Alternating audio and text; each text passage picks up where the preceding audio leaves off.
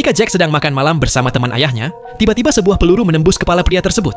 Terkejut dan panik, Jack segera menyalakan lilin, lalu berlari menuju tangki bahan bakar.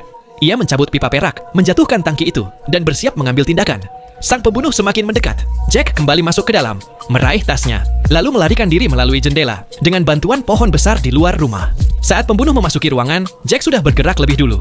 Ia berhasil mencapai mobilnya dan melaju dengan kecepatan tinggi. Untuk bersembunyi, Jack menyamar sebagai turis asing dan berhasil mencapai bandara. Ia terbang kembali ke Amerika Serikat dengan selamat. Malam itu, Jack mendatangi rumah temannya John untuk memberitahu istrinya bahwa John telah meninggal. Namun, melalui jendela, Jack melihat sesuatu yang sama sekali tak terduga. John ternyata masih hidup.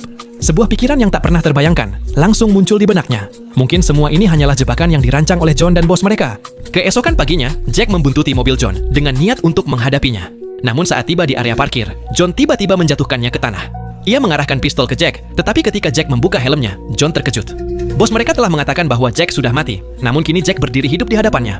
Dengan amarah yang meluap, Jack mendorong John hingga membentur mobil dan menceritakan semua yang ia ketahui.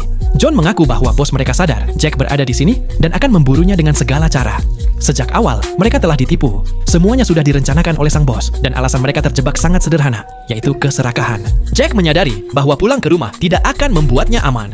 Bos itu akan tetap mengejarnya. Karena itu, Jack dan John menyusun rencana untuk mengakhiri semuanya selamanya. Mereka langsung menuju rumah bos. John keluar lebih dulu dan menembak para penjaga di pintu. Jack mengikuti suara tembakan dan masuk ke dalam. Dalam baku tembak, bos menembak John hingga ia terjatuh. Jack menerobos masuk dan mencekik seorang pria botak yang hendak menyerangnya.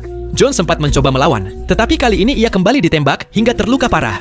Jack berlari ke ruangan, menemukan sang bos yang sudah terluka, dan membunuhnya tanpa sepatah kata pun.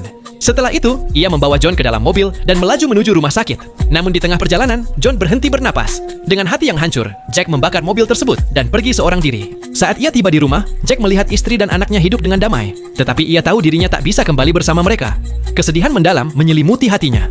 Ia telah membuat kesalahan, dan sebagai seorang pria dewasa, ia sadar bahwa ia harus menjalani hidup dengan segala konsekuensinya.